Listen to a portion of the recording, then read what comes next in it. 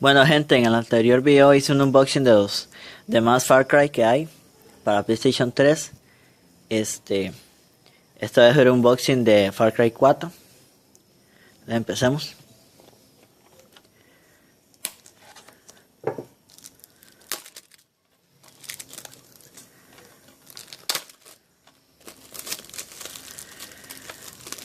Me fijaré a ver si trae algún código, la verdad no creo.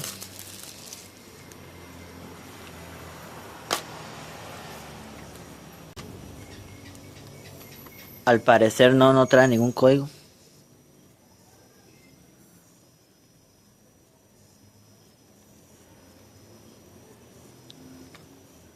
Ni siquiera trae manual. El disco.